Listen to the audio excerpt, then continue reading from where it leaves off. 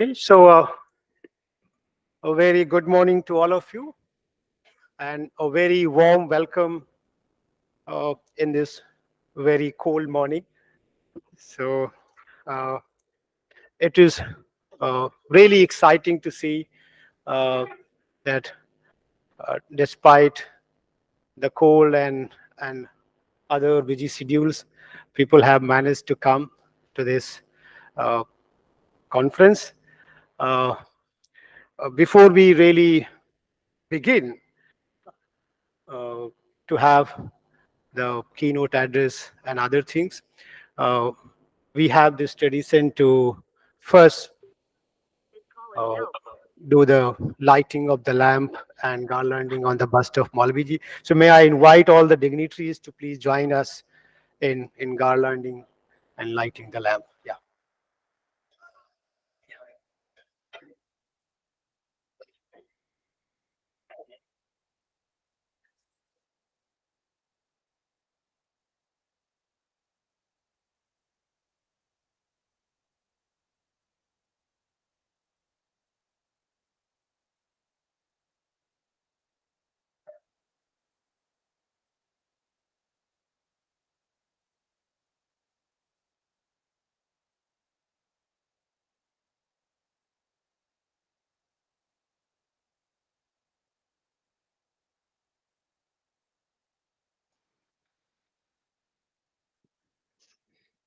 Narendra bhai, can you hear me?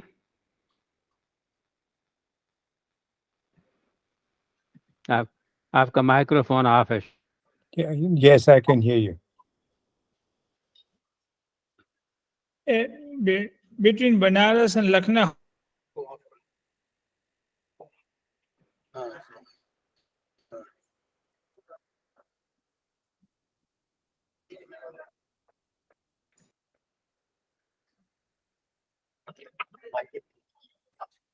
Who's in Lucknow? Hello, hello, hello. Jason bhai, can you hear me? Yes, I can hear you.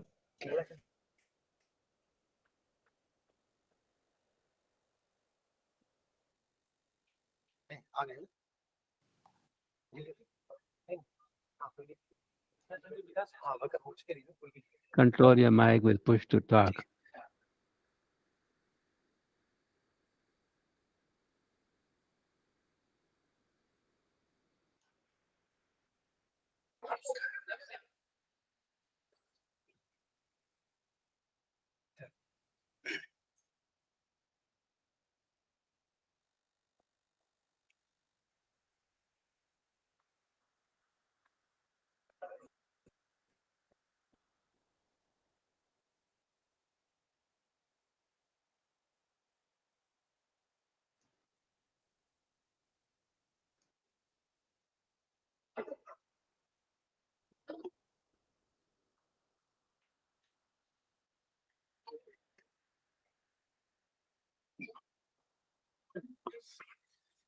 Now, may I invite Vikas Pandey for Vedic Mangalacharan, please.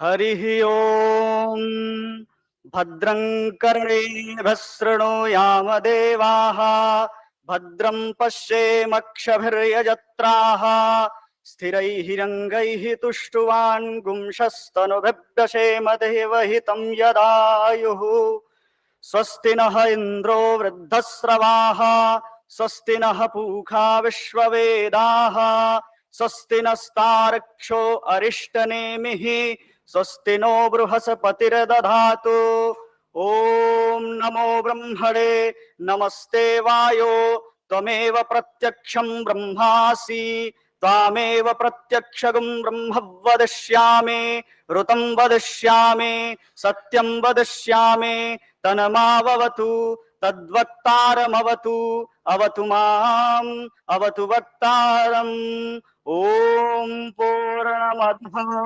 पूर्णमिदं पूर्णात् पूर्णमुदच्यते पूर्णस्य पूर्णमादाय पूर्णमेवावशिष्यते। ओम शांति शांति शांति। हरिः ओम।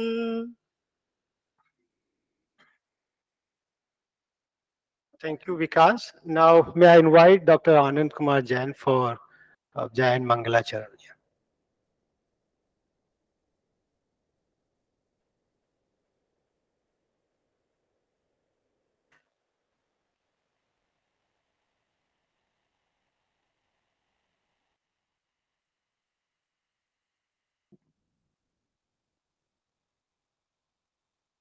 णमो अर्हन्ताळं णमो सिद्धाळं णमो आयरीयाळं णमो वज्झायाळं णमो लोवे सव्वसाहुळम्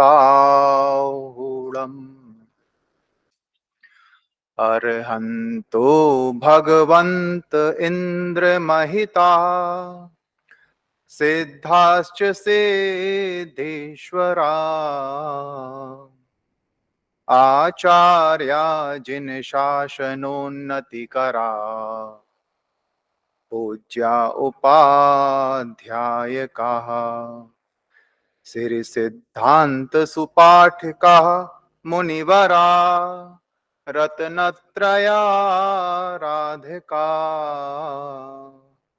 पञ्चैते परमेष्ठिनः प्रतिदिनम् कुर्वन्तु ते मङ्गलम् कुर्वन्तु नो मङ्गलम् कुर्वन्तु ते मङ्गलम्।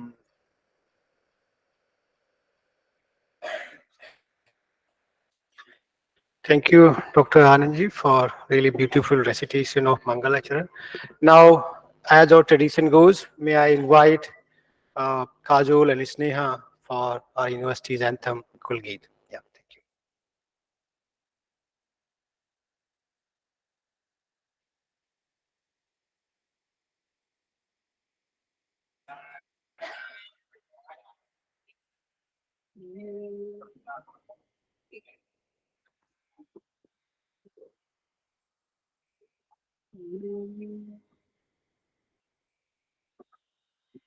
मधुर मनोहर अतीव सुंदर ये सर्व वेद्या की राजधानी राजधानी। मधुर मनोहर अतीव सुंदर ये सर्व वेद्या की राजधानी राजधानी।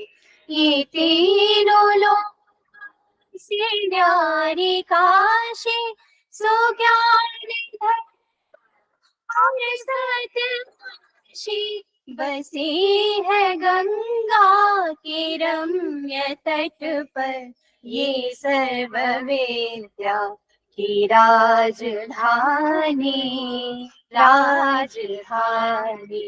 नहीं नहीं है ये ईंट पत्थर है विश्वकर्मा का कार्य सुंदर रची है विद्या की भव्य मंदिर ये सर्वश्रेष्ठ की राजधानी राजधानी। यहाँ के है पवित्र शिक्षा के सत्य बिके हरिश्चंद्र थे यहीं पर ये सत्य शिक्षा की राजधानी राजधानी। वेद ईश्वर की सत्यवाणी बने जिन्हें पढ़ के ब्रह्म ज्ञानी थे व्यास जी ने रचे यहीं पर ये ब्रह्म विद्या की राजधानी राजधानी। वो मुक्ति पद को दिलाने वाले सुधर्म यही फले फूले बुद्ध शंकर, ये राज ऋषियों की राजधानी, राजधानी। सुरम्य धाराएं वरुणा से नहाए जिनमें कबीर तुलसी, भला हो कविता का क्यों ना कर, ये वाग विद्या की राजधानी, राजधानी। विविध कला अर्थ शास्त्र गायन, गणित खनिज औषधि रसायन, प्रतीचि प्राची का मेल सुंदर, ये विश्वविद्या की राजधानी, राजधानी। ये मालवी देशभक्ति, ये उनका साहस, ये उनकी शक्ति, ये मालवीय जी की देशभक्ति, ये उनका साहस, ये उनकी शक्ति, प्रकट हुई है नवीन होकर, ये कर्मवीरों की राजधानी, राजधानी। मधुर मनोहर अतीव सुंदर, ये सर्व विद्या की राजधानी, राजधानी। मधुर मनोहर अतीव सुंदर, ये सर्व विद्या की राजधानी,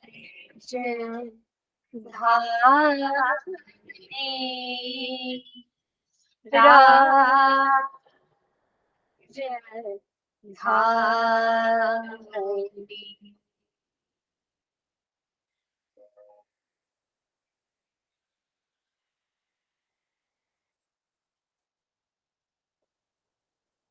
Thank you, Kajol and Sneha, for beautiful recitation of Kulgeet.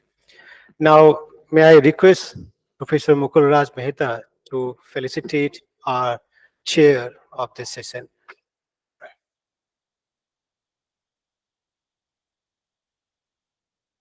To Professor Bilgrami.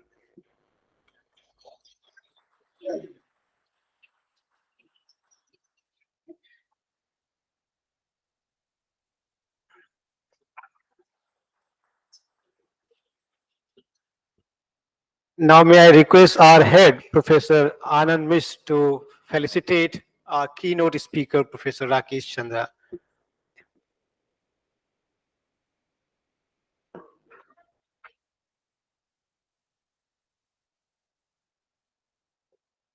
इधर से, इधर।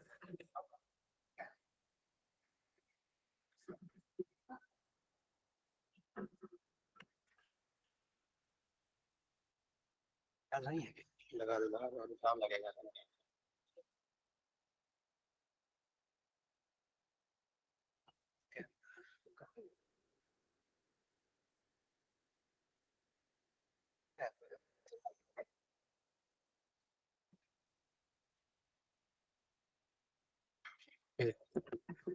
Now, I would like to invite Professor Mukul Raj Mehta for welcome note.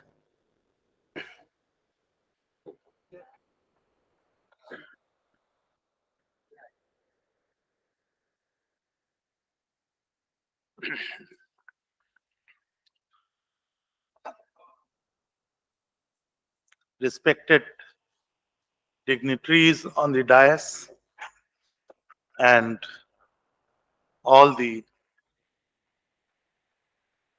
dignitaries present in this seminar hall.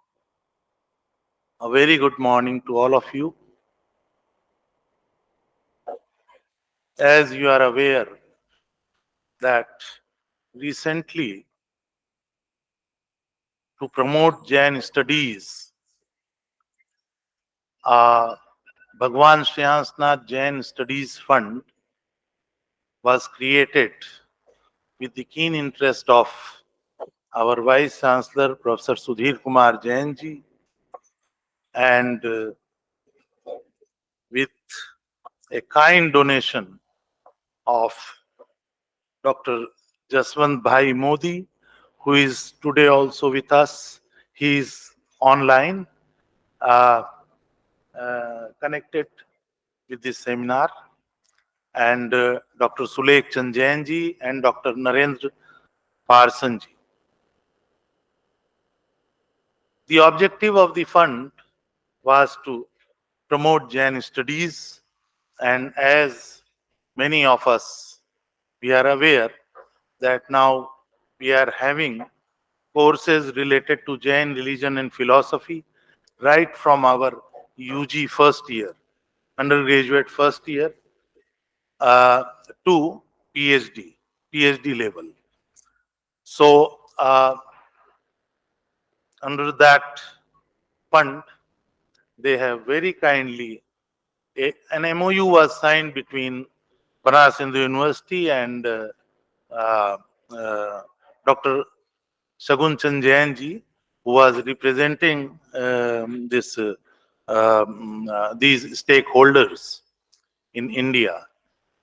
So under that, we have provision to organize seminars, conference, to invite scholars from abroad, to have some kind of exchange programs of PhD students, teachers of the university related to Jain studies. We have provision of running a few small projects, research papers, publication of books, and everything is there.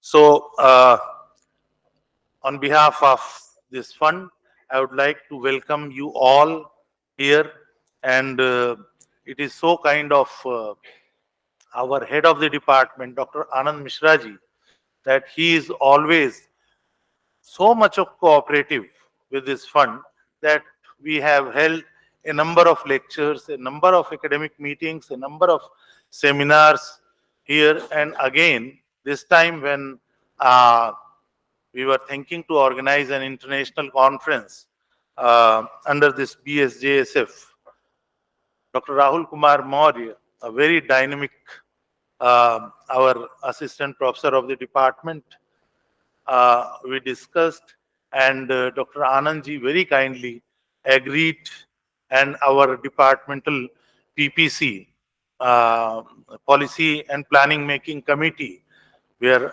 Dr.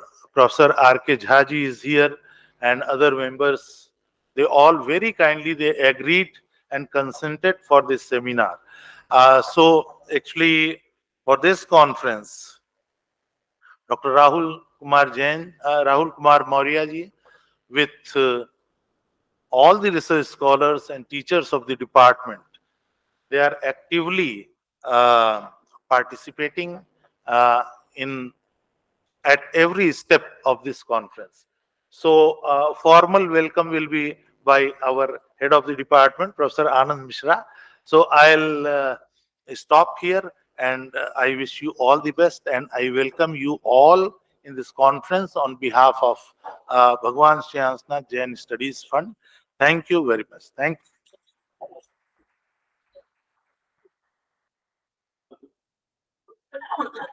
Thank you, Professor Mehta, for your welcome note. Now, may I invite our head of the department, Professor Anand Miss, for formal welcome address.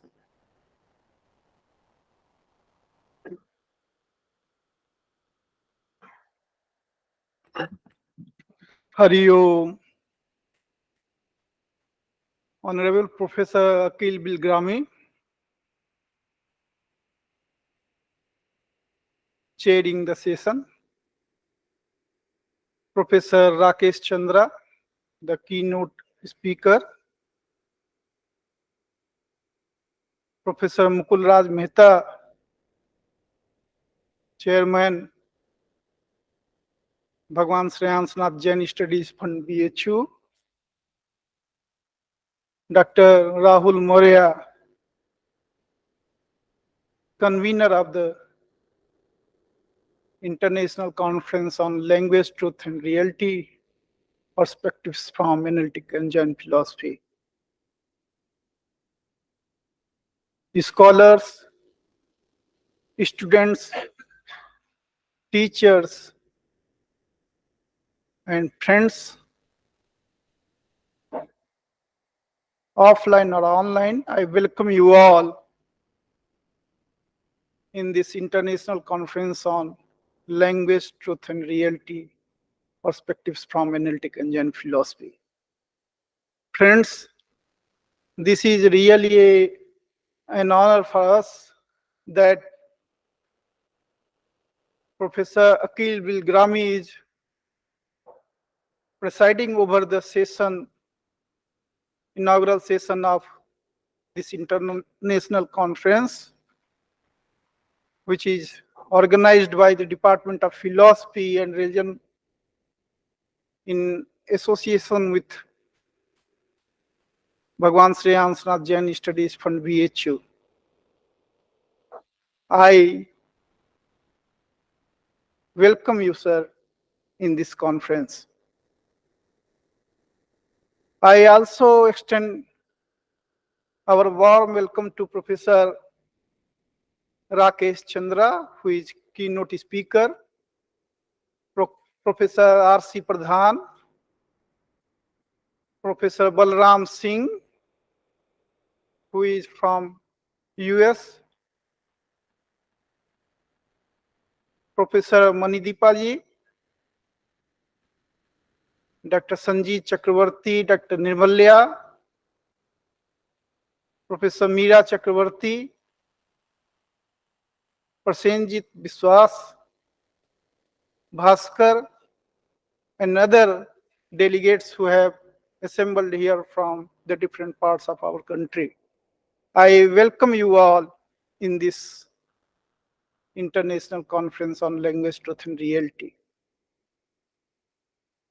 I also extend our warm welcome to professors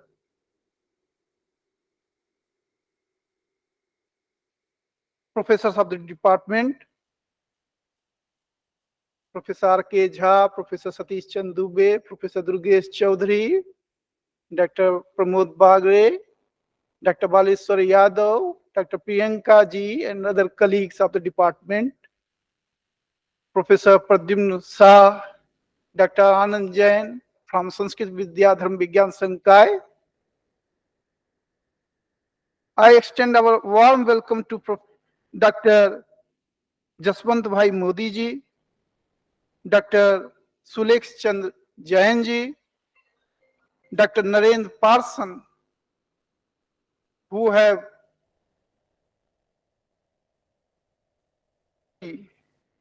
graced this occasion with their presence from US. I welcome all these three. In fact, they are donors of Bhagwan Sri Ansnath Jain Studies Fund BHU. I welcome Dr. Modi, Dr. Parson, and Dr. Sulekh Chand Jain. Friends, I hope in coming 3 days we shall have a fruitful discussion regarding the problem of language, truth, and reality. We shall also discuss the history and future of analytic philosophy. Nowadays, it is said that analytic philosophy is more an ideology, a slogan, than a proper philosophy. So I think that these issues would be taken by the scholars in coming 3 days. We shall also see whether a holistic approach to philosophy is more consistent than a piecemeal or partial approach. For we know that Jainism provides a complete philosophy of language, truth, and reality. All of you know that doctrine of Saptabhangi, Syadvad, and a Nikon that provides a complete theory of language, truth, and reality. Those who are advocates of analytic philosophy, they may say that their job is not to provide a complete philosophy, but I think that this is a critical time when the scholars like Akil Bilgrami, R.C. Pradhan, Rakesh Chandra, and others are here. They would discuss the nature, scope, future, and significance of analytic philosophy. With these words, I once again extend our warm welcome to all the participants, offline or online. I welcome you all. Thank you.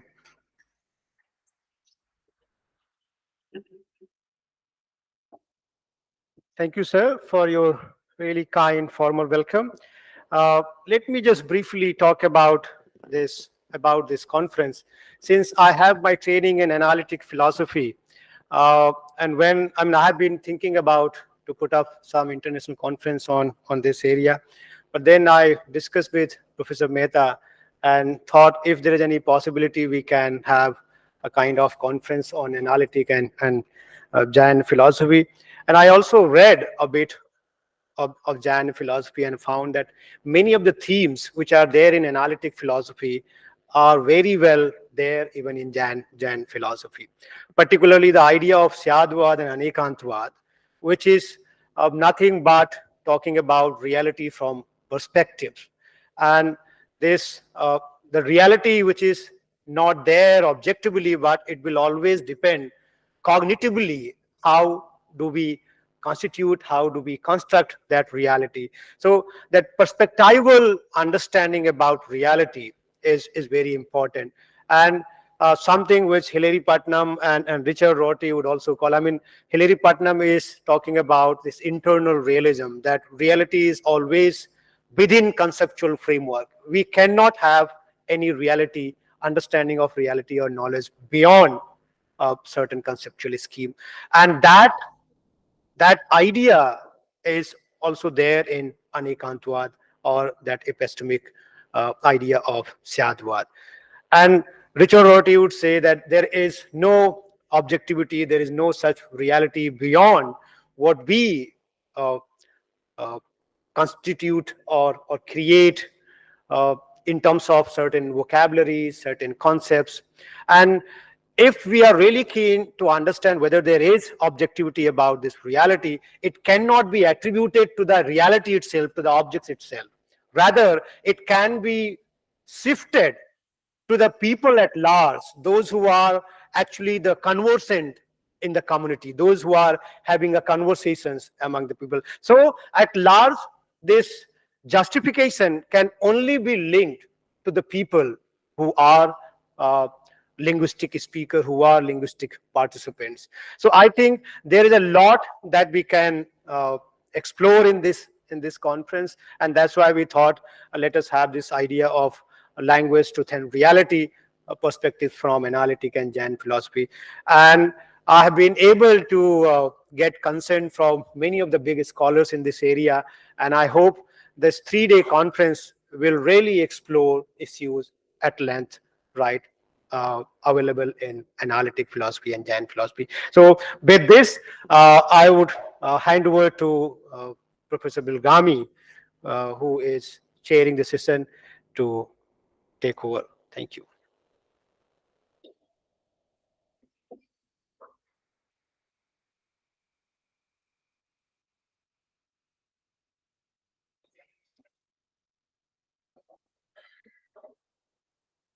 Thank you, Rahul. It's very nice to be here, and I'm going to explore more some of the questions that Rahul just raised, and which are the themes of this conference later on. But my immediate task is to introduce Professor Rakesh Chandra. It's a pleasure and privilege for me to do that. He's one of the eminent philosophers in India today. He's a professor and former head of the Department of Philosophy and director of the Institute of Women's Studies in Lucknow University. He has been a consultant with UNICEF on primary education and child labor. He's been teaching for more than 25 years, has been the recipient of UGC and ICPR scholarships, and is a co-investigator of a UGC major research project. His philosophical contribution is mainly in the area of philosophy of language, epistemology, and feminism.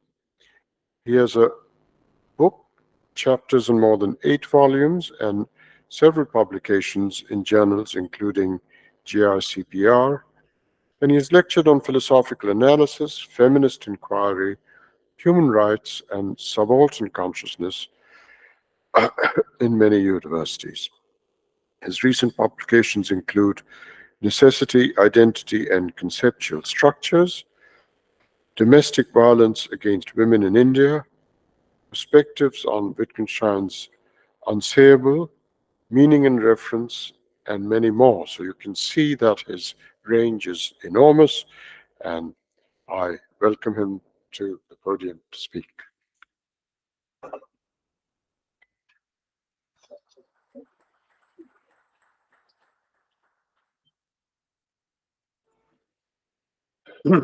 Thank you, Professor Bidrami. It's indeed a proud privilege to be here today, addressing an extraordinary gathering of scholars on a theme of abiding interest to all philosophy scholars, language and reality. I have learned a lot from many of you here, some of who will join later on the issues of the seminar in course of my years in philosophy, which is now about 4 decades. I remember Professor Anand Mishra's beautiful paper on Mon, Professor Nirmala Narayan Chakravarti's work on Quine, Davidson and Dummett, Professor Pradhan's work on McDowell, Professor Ajay Varma's work on Bhartrihari, Professor Manideepa Sen's work on Russell, and works by Ranjan on modernity and identities, Professor Prashanjit on pluralism, Professor Balram Singh on his engagements with Indic studies and religion and philosophy. And of course, we have Professor Bidrami, a brilliant, outstanding contribution, who has relentlessly exercised his intellect on issues of self-knowledge and Gandhi. So as I stand before all these great scholars, I stand with great trepidation and, of course, much humbled. Our beautiful young scholar, Rahul, sent us the theme note, which to my mind flags perhaps all the key points which are of prime significance in this area, which has interested us for so many years. I thank you all for inviting me to be here. And of course, the city to me has much significance, as it is now also the home for one of my and many of others' revered teacher, Professor Mukhopadhyay, who has made it his home. I'm reminded of my first major engagement as a graduate student on the same theme. We hosted the first colloquium in India on language and reality in 1983, exactly 40 years back, with Professor Quine, Professor Jaina Ackerman, Professor Pranam Kumar Sen, Professor Shivjivan Bhattacharya, Professor Pahi, Professor Chattopadhyay, Professor Mahanti, and almost everybody who mattered at that time was there. And of course, during these years, we organized many workshops, seminars, and attended many more. I thank the organizers, especially the Jain Foundation, for giving me this opportunity. It is standard to remind that philosophers and scholars have had a strong fascination for language, and as have been the religious-minded people who celebrated God's word, the divine Vacha or the Vagdevi, and along with them, the cultural constructivist radicals who claim that naming the world is naming the word. And we need to claim our right to name our world for our own liberation, the kind of work which is generally celebrated, and Krishna Swami would state, by people like Freire and Vygotsky and all other people who are working for liberation and pedagogy for the oppressed. Language seems firstly to be a characteristic of human beings. So to know about language is to know something about being human. Secondly, many beliefs seem to be created by faulty language, and a good understanding of language may solve the philosophical problems created by such misuse. Thirdly, many held that language is a reflection of reality. So if we understand the structure of language, we would understand the structures of reality. It was believed by many that structure of reality and language are similar, for the language is the expression of thought and thought a reflection of reality. It is often quoted in standard books that Socrates had an account that there is a fear if we try to figure out the structure of reality directly, and there we might be intellectually blinded. So he resolved to use language as a kind of mirror of reality, a veil, so to say. Wittgenstein's picture theory is perhaps the last avatar of the same theme. Then there is a Kantian variation, where language, though not directly reflective of reality, represents our thought of reality. And fourthly, of course, language has its own fascinating structures and functions to be studied for educating ourselves. Language study involves the study of syntax, semantics, and pragmatics, which in different periods were given more importance by philosophers in the history of philosophy. As mentioned in the concept note, it is often believed that following the 17th, 18th century of Enlightenment, the 20th century represents the linguistic turn, which was also the title of Richard Rorty's eminently edited volume by the same name, published in 1967. Philosophers largely adapted linguistic methods, and we then have a famous characterization of analytical philosophy given by Michael Dummett, that all philosophical problems are concerned with the analysis of thought. Two, thought is to be treated non-psychologically, and three, thought is best analyzed by the analysis of language. Wittgenstein sought to cure the bewitchment of language, while many other critics of Wittgenstein called this psychoanalytical account to be itself a psychosociological aberration. It is perhaps only in 1949, readings in philosophical analysis and logic and language in 1951, that we find first some clear mention of what we call analytical philosophy by the title. There was, of course, much debate as to how to define analytical philosophy and who is to count as an analytical philosopher. Often three groups were formed. One, which had Moore, Russell, early Wittgenstein, C.D. Broad, Frederick Ramsay, John Wisdom, and Stebbing. The second, the famous Venia Circle, which had members like Schlick, Rudolf Carnap, Otto Neurath, Weizmann, and Herbert Field. And the third, where Reichenbach and Karl Hempel were members of the Berlin Society for Scientific Philosophy. The linguistic philosophers claimed that philosophers had always clarified concepts and meanings, and even Socrates was asking, what is the meaning of justice? Many others, however, maintained that a more focused attention on language is from Frege, or at best from Bentham's Critovite. Ayer, as we all remember, clarified that Kant's critique of pure reason is an attempt to show that knowing the limits of actual and possible experience is not deduced from the psychological hypothesis regarding human mind, but from the analysis of language.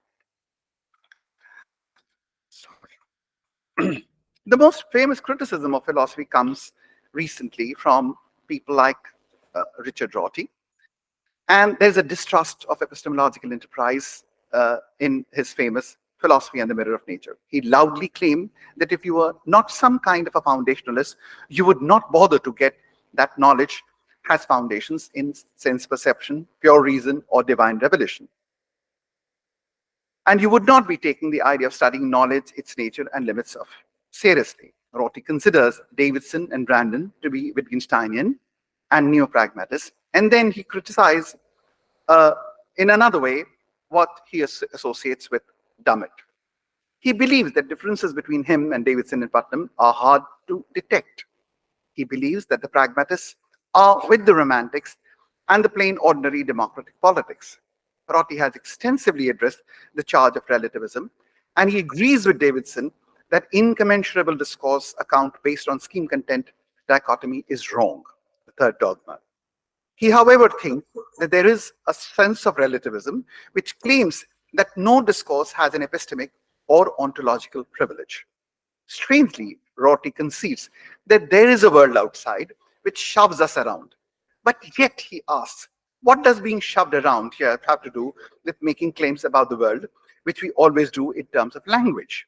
Any attempt to square linguistic statements with the world is to compare apples and oranges, to try to climb out of our own minds and language to see the world as it is in itself. And Rorty says that there is no profit in it. For Ayer, the propositions of philosophy are not factual but linguistics. They are not described physical or mental objects, but definitions. And philosophy, we may say, is a department of logic, as was held by Carnap. Unlike positivism, linguistic analysis is not a school. And that is why I would keep on reminding ourselves that when we are comparing or putting Jainism and analytical philosophy together, then we have to be very careful that analytical philosophy is actually only a metaphilosophical view about how to do philosophy and not necessarily a body of substantial theories up on metaphysics and ontology. So even if you're taking the two schools of the Cambridge school and the positivists, you will have to see that both adopted a certain kind of analytic method, but there's no one or set of principles which are metaphysical and epistemological, which may be said to be common to them, unlike Jainism, which is a full body with its own metaphilosophy. A more championed and explained ordinary language and philosophical problems need dissolution without a residual philosophical truth. Gilbert Ryle showed how mental terms were based on confusion, and Wisdom and Austin showed many functions of ordinary language. Strawsons in 1959 argued that linguistic analysis is not opposed to descriptive metaphysics, and Searle identifies analytical philosophy with a concern for analysis of meaning and takes its history from Frege, Russell, and Moore as a natural descendant from the British empiricism. Kant's foundationalism and the method of analysis invented by Gottlob Frege.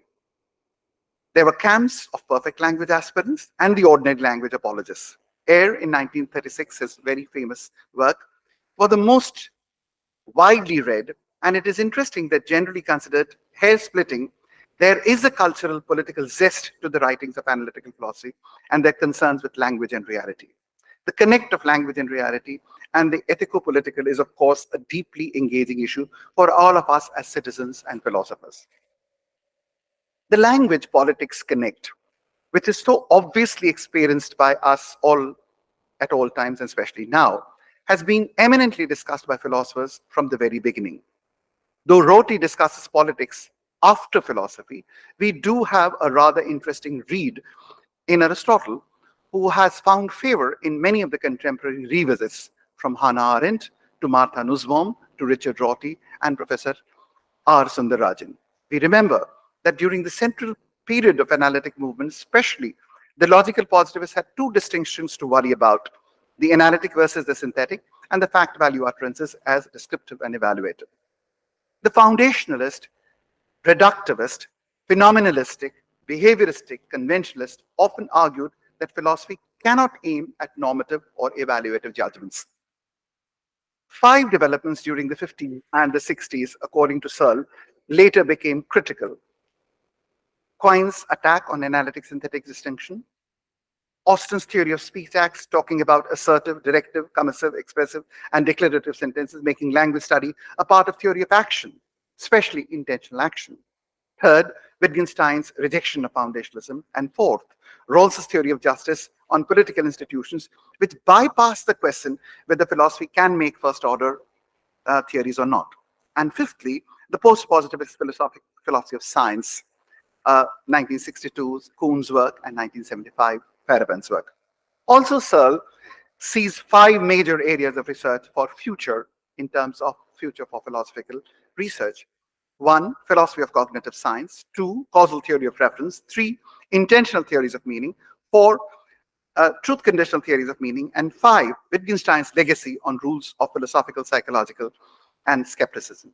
Each of these involve a discussion on language and reality very seriously. Regarding normativity and description, I'm tempted here to bring Professor Sundararajan's scholarship on Aristotle and try to flag an interesting discussion.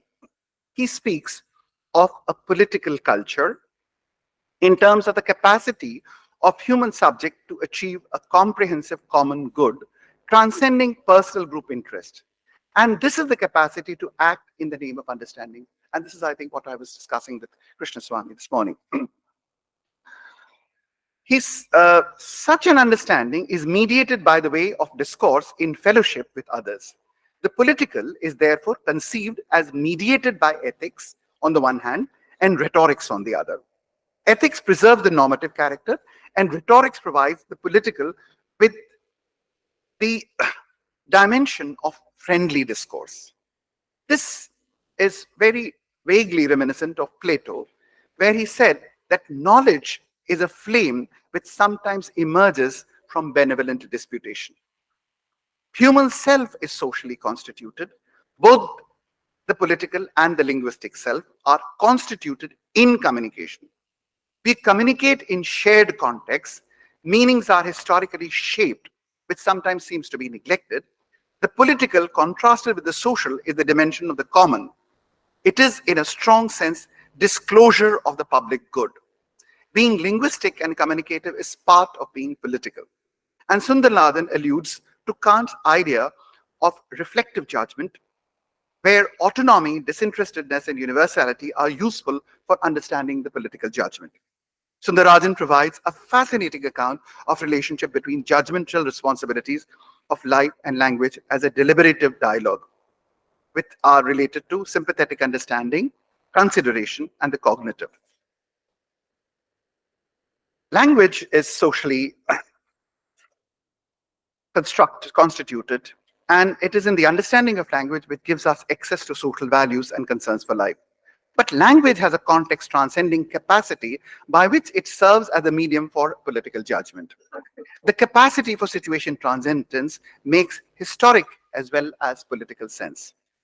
These views on language in politics may be interesting, and they may be called into attention as we consider them with reference to some much celebrated insights of Wittgenstein. The brilliant argument against privacy of language highlights the rule-governed nature of language and the essential public nature of rule following. Thus, the human self as a language user is public. But is the human self essentially linguistic and communicative? Again, on the issue of language's capacity to transcend the situation, which serves as the medium for political judgment, is it clear that the language game and the forms of life received you will allow that? Sometimes it does seem that Wittgenstein does seem inclined to admit of a silent, non-communicative self-space. Professor Pradhan, I think, would agree. The fellowship of others, while constitutive of language, may not be constitutive of the self. Professor Sundararajan, in his advocacy of the primacy of the political, calls into question the rule of philosophy over life by subjecting values of good life to demands of common deliberation. The principle of primacy of the political transforms the power of wisdom into fellowship of common spirit. Here, there is much normativity built into the constitution of language in politics, arguing, as it were, that egalitarian dialogue and democratic engagements are the only ways in which language and politics can be conceived. In times like ours, this may require some careful scrutiny. Sundararajan brilliantly speaks of responsibility of science to ethics and responsiveness of ethics to science. He speaks of creativity, conservation, empowerment, participation, and commitment to life. There has to be responsiveness to diversity and responsibility to strive for consensus. Many would appreciate that these values must be followed in science and cure life's malaise. But are these constitutive of science in the way faithfulness to truth is? What is the idea of self which is emerging from these pictures? The self is situated, dialogically constituted, and capable of transcendence. The self is capable of action, and the realm of action is the political as against the social, the spheres of praxis.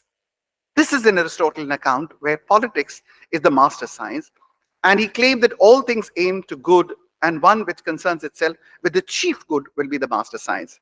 This is again much like Kautilya's Dandaniti, which again creates a space for Anviksha, Trayi, and Varta. Hannah Arendt has also called our attention to the classical hierarchy of action, work, and labor. Action is the highest form of human activity, which is based on the human condition of plurality and is characterized by the speech and deeds with which men reveal who they are and appear to each other in the public sphere of polis. It is often believed that the most sophisticated, comprehensive accounts of philosophic and deep thinking on language are found in classical Indian thought. The contemplations on reality and its representation are part of the Vedic hymns, as they are of many of the discussions on the limits of linguistic understanding. Is the ultimate reality expressible, partially expressible, or completely inexpressible? Careful limits are drawn for both expressions and interpretations by various schools of Indian philosophy.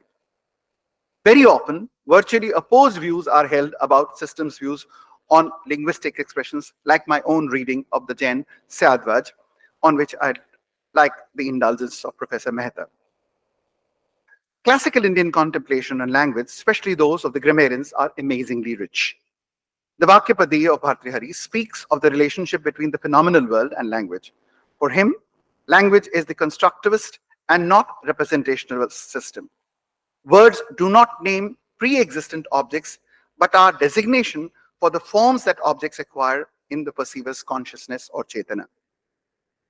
Satta is non-discrete, undifferentiated. Linguistic categories give the cognizable form. The avyakta being gets namaru and becomes vyakta. Rigved says language cuts from the ocean of reality. All knowledge is constituted by language. This is bhasan, bhasati, pratiyate are the words which are used. At least 11 properties are often said to characterize positively and negatively in the classical schools. Mutability, immutability, utpad, vyaya, dravya, transformation, parinati, states of substance, avastha, attributes, the guna, the action, the kriya, the own form or swarup, the class of the jati, the marker or the lakshana, the locus of the desh, creation of happiness and sorrow, klesh and aklesh, and non-existence or abhav. Complete knowledge involves how each of these are realized in an object. The total reality is neither captured or exhaustively expressed in language. Words are aropit and have an intrinsic limitation depending on the successful communication of coherence of speaker's intention and the hearer's interpretation.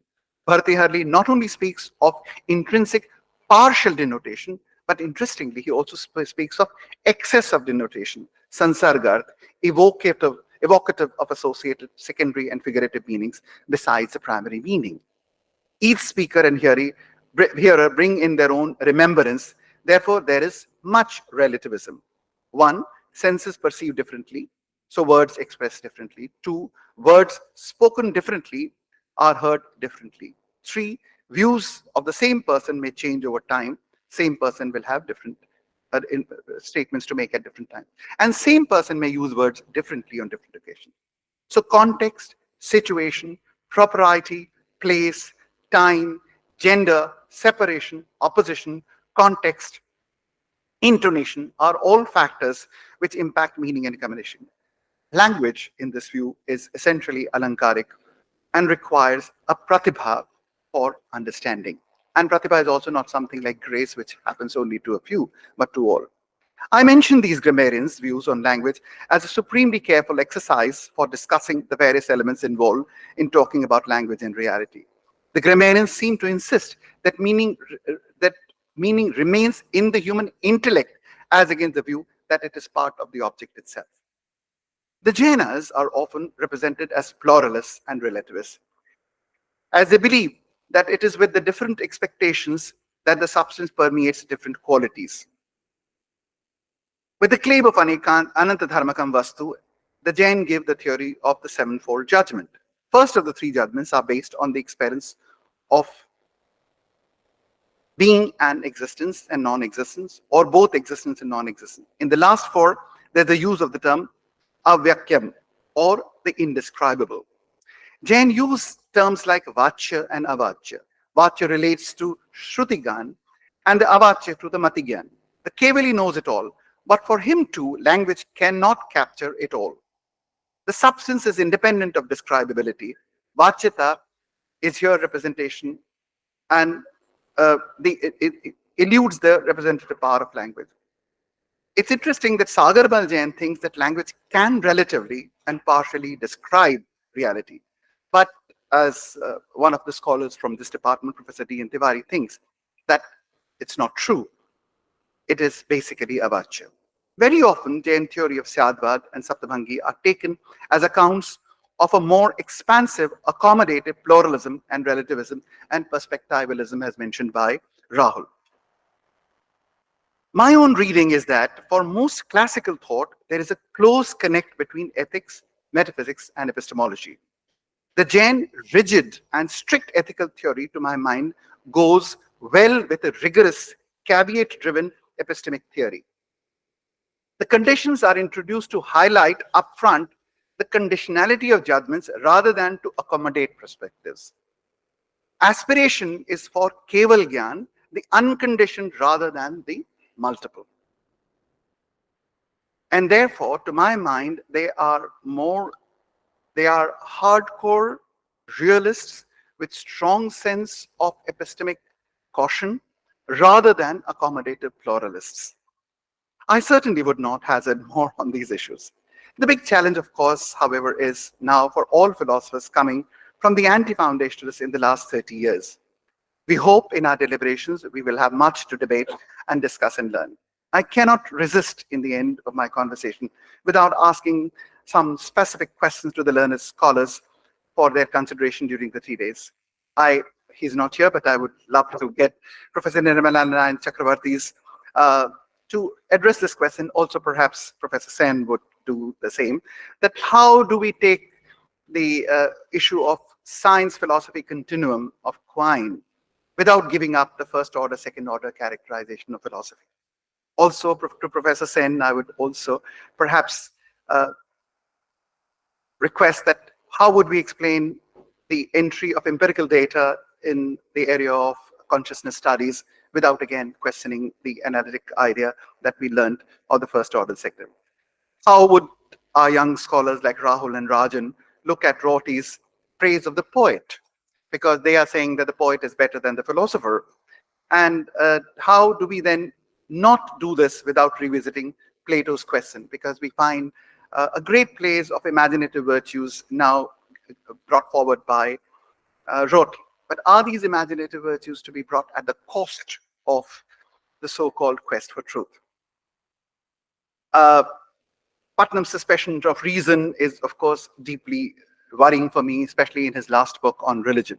How would Professor Mehta respond to my reading of the Jain representation? And how would Professor Tiwari and other grammarians answer one question which I have always had to people like Bhartri Hari, that when you talk about language of different stages and finally say that at the highest level, language and reality are identical, then if someone were to say that if we were to take the Moorian question and say that, are you not confusing the content of consciousness with consciousness in his discussion, is it not the case that nameability is being confused with the constitutive element of this thing? In the case, even at the level, not from the Madhyama Pashanti to the highest level, are we not conflating the name with the thing? And if someone were to call that to attention, what would be the answer to this?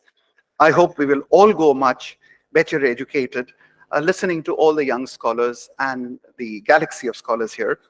I once again thank the organizers, especially the Jain Foundation, which is funding this seminar, the Bhagwan Shreyanshnath Jain Studies Fund, and all of you here for giving me this opportunity and indulging me. Thank you very much.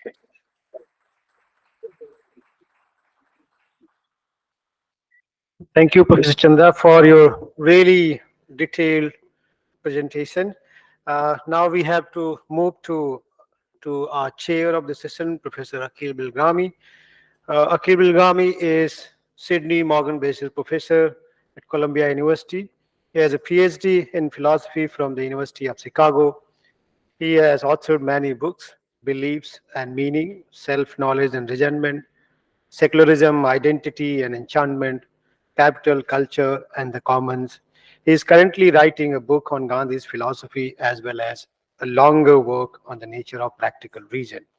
Professor Bilgami teaches regular courses and seminars on various subjects, including the philosophy of language and mind, politics and rationality, religion and politics, culture, identity and modernity, and Gandhi's thought. He is the president of the trustees and the executive editor of the Journal of Philosophy. Akil Birgami was elected to be a Cullman Fellow at the New York Public Library. He held Radhakrishnan Chair in India, he's been visiting professor at Oxford University and Yale University. He has been the recipient of fellowships and grants from the Mellon Foundation, Ford Foundation, National Endowment of the Humanities, as well as the Lewis Foundation.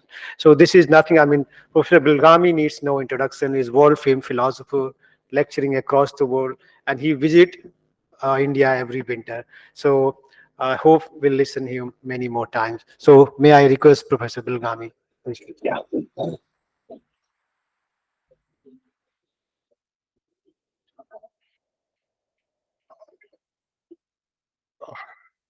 Well, thank you, Professor Chandra, for that. As Rahul said, detailed, but also quite a comprehensive survey with acute commentary on a wide range of developments in analytic philosophy and the comparativist angle with Jain philosophy, which makes this conference so interesting because it's excellent that analytic philosophy should be exposed to something beyond its narrow concerns. And no doubt, Jain philosophy will also be strengthened and be a sort of introduction of a kind of rigor in the discussion with exposure to analytic philosophy. I mean, rigor can be specious and formalism can be specious.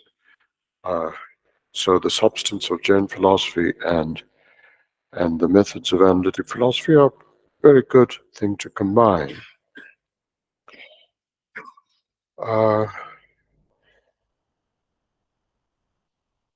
One of the things that Dr.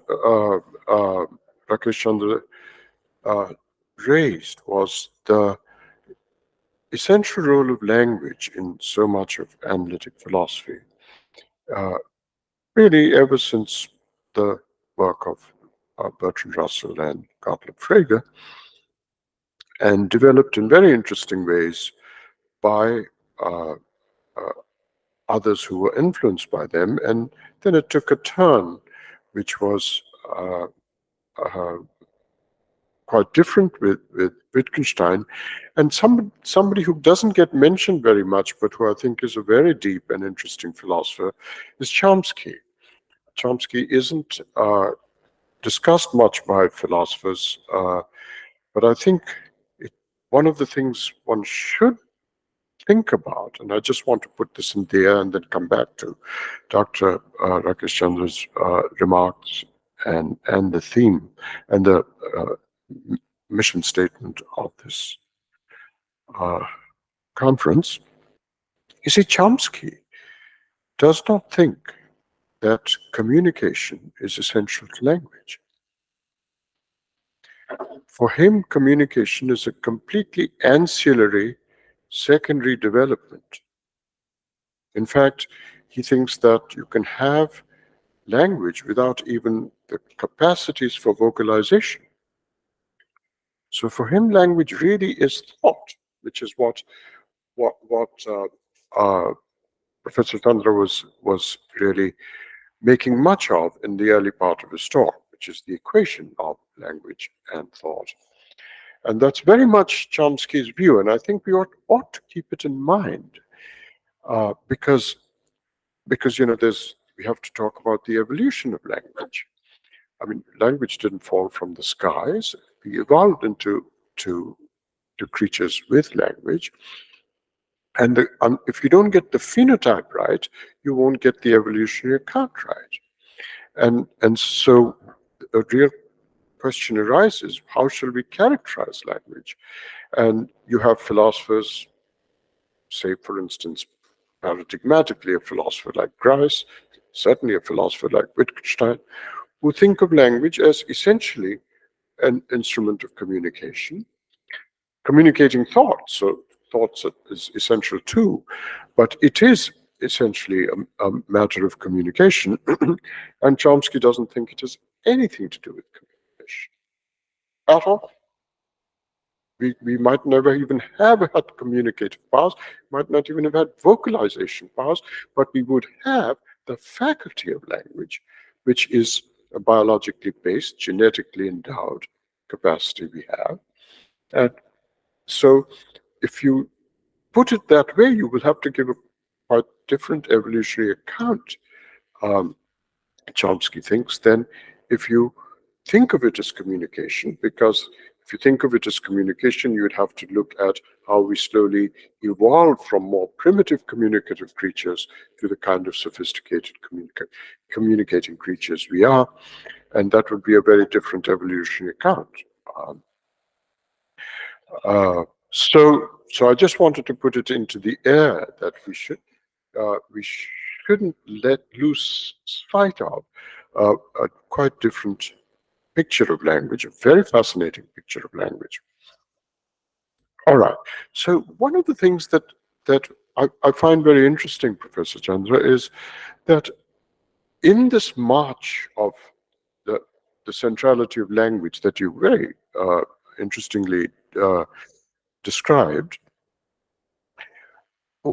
what's very fascinating to me is that early philosophers of language, like Russell, for instance,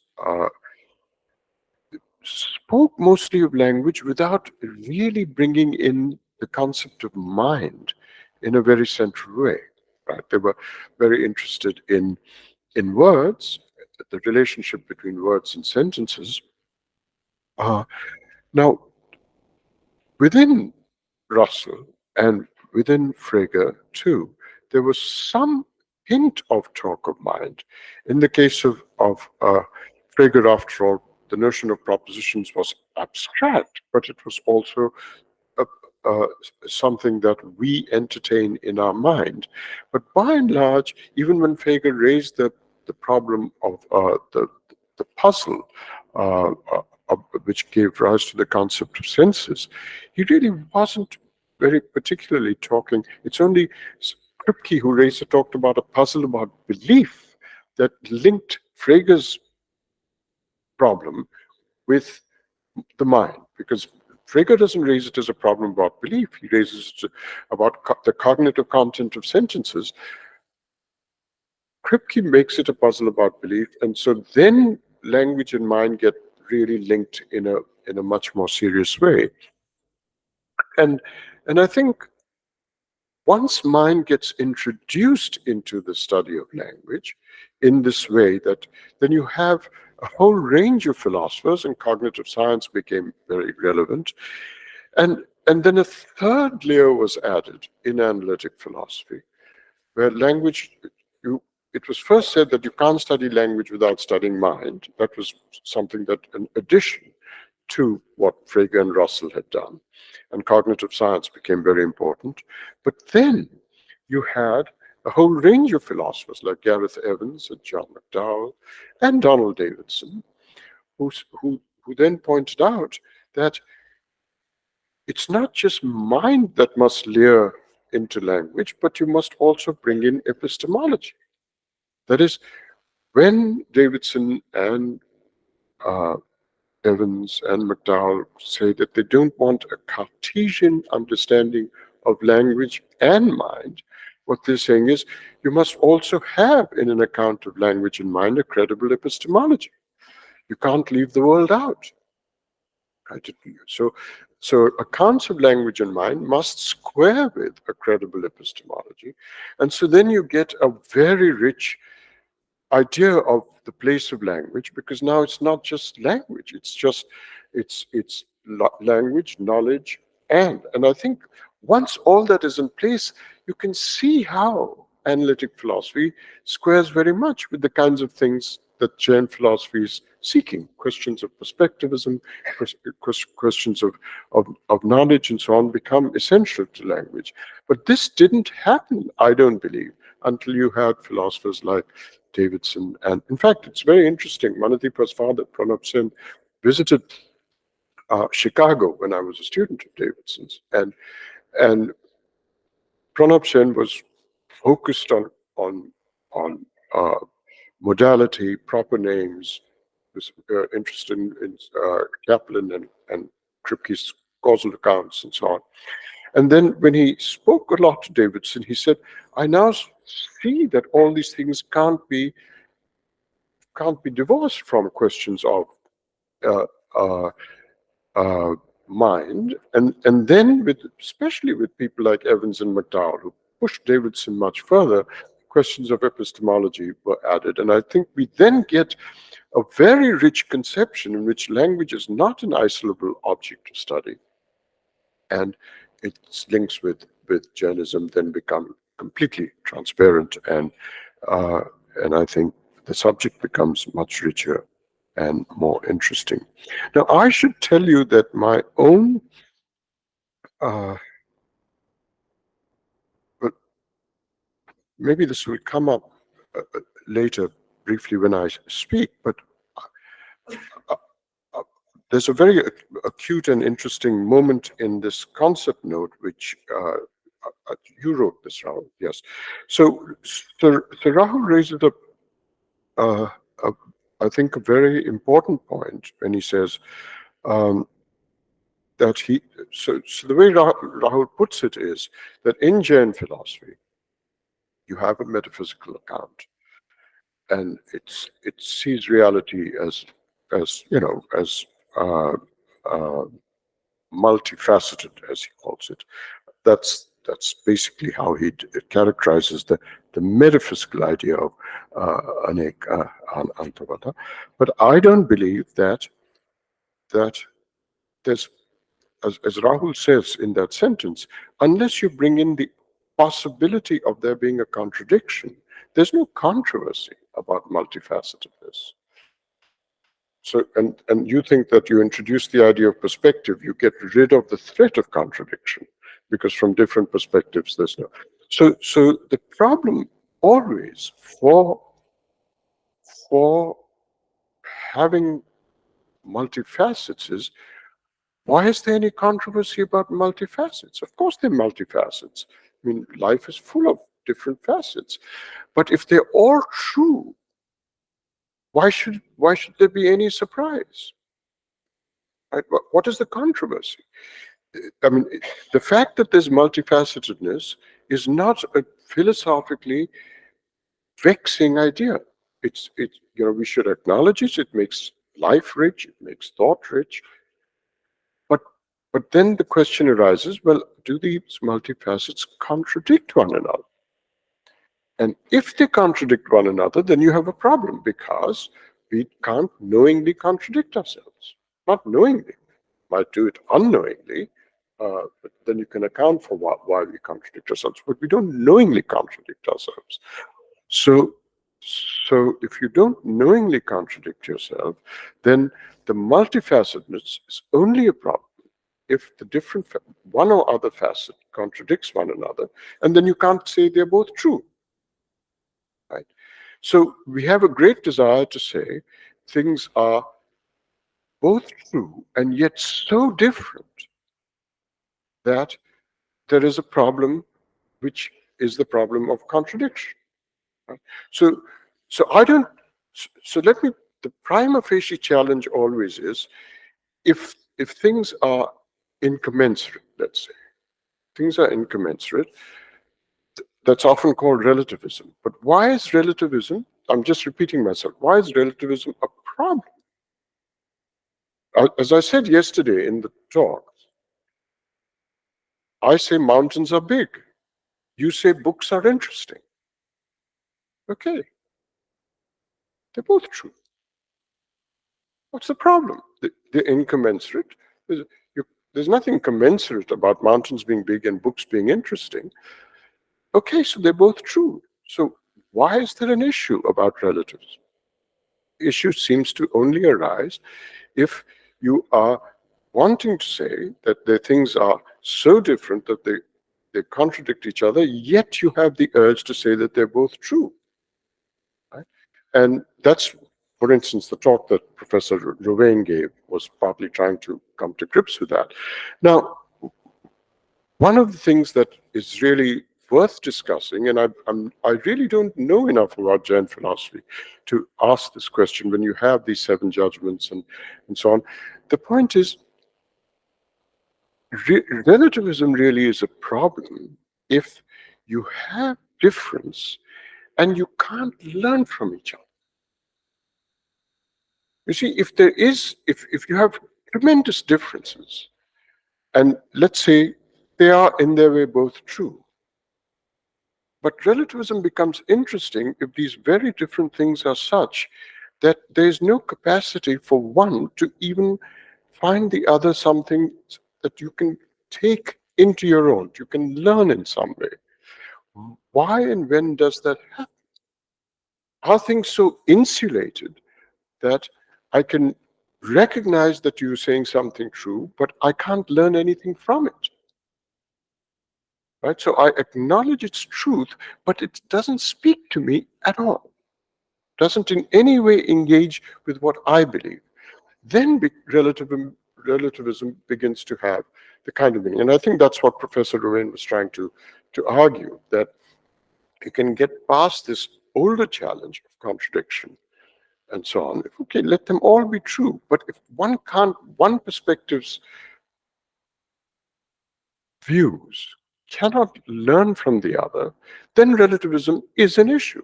I mean, it might be fine. Now, you might want to say that, well, my own tendency, and this may be an ethical inclination on my part, it may not have anything to do with epistemology, but my own inclination is to say one should always be open to learning from others. But what Professor Rovain was saying was, I don't see that. I just don't see why one shouldn't just simply find it so remote that it doesn't speak at all to one. And the idea that I must still keep an open mind is just an empty declaration. It's just empty, right? And that's a real question. Well, I don't know about empty. Maybe it's just an ethical instinct rather than an epistemological one on my part. But I don't think one should ever close one's mind because, and here I don't know how much Jainism appeals to history, but my instincts are Hegelian, which is to say the human subject, the human mind is always in history.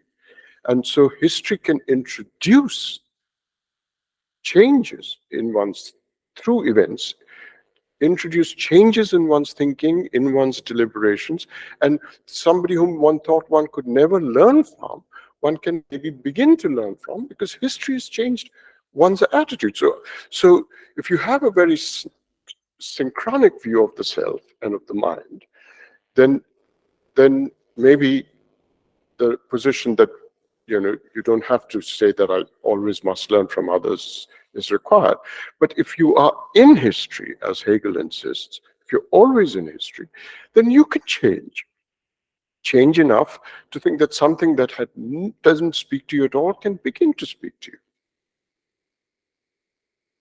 Well, let me give you an example that, to talk about this perspectivism and relativism. Let me give you an example. In the United States, when I was, this was in my lifetime there, women, this would interest you, in your interest in feminism, Professor Chand. Women were, to a large extent, against abortion. Large numbers of women, very large numbers of the female population in the United States was against abortion. Then in the 1980s, for the first time, the political economy of the United States changed. Manufacturing industries gave way to service industries to a very large extent. And there began to be jobs in the workplace because they were not heavy manufacturing goods jobs, they were service jobs. many more female members of the population began to be eligible for jobs. I mean, the kind of jobs opened up to the female population.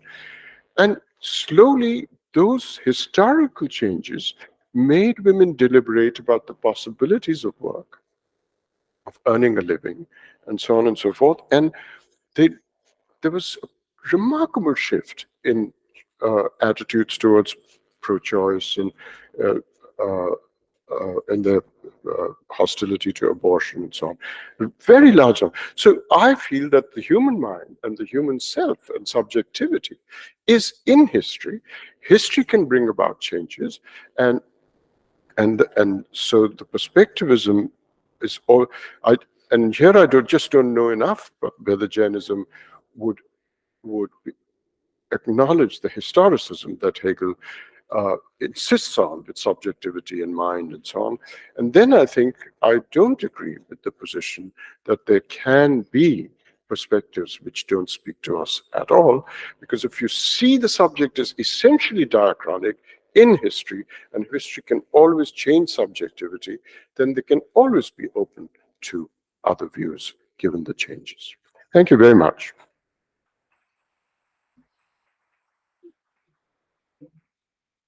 Thank you, Professor Bilgami, to engaging with the theme and making it more lucid and to make us all understand. Now we have come to a close of this session, and may I invite Dr. Pramod Kumar Bagre for giving a formal vote of thanks.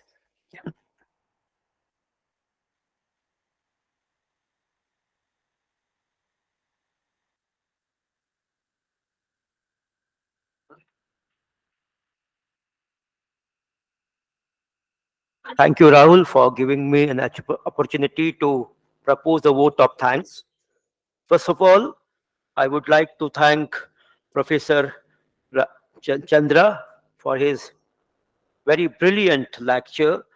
He kind of presented a bird's eye view on linguistic philosophy. Now I would thank the chair of the session, Professor Akhil Belgrami. He kind of defended a form of relativism. So we are very grateful to you, sir. We can't thank you enough. Similarly, I would like to thank Professor Mehtaji for being a part of this enterprise. I would like to thank the HOD of this department, Professor Anand Mishra, sir. He is always there. Whenever we need him, he is there to help us out. So we can't thank you enough, sir. I would like to thank Dr. Rahul Kumar Maurya for conducting the proceedings of this session. Similarly, I would like to thank all the audience and all the delegates who have come from the various parts of India. I would like to thank the co-coordinator, Dr. Priyanka Mishra, and Dr. Kalpana Yadav, and all those who have been instrumental in the success of this program. Thank you all.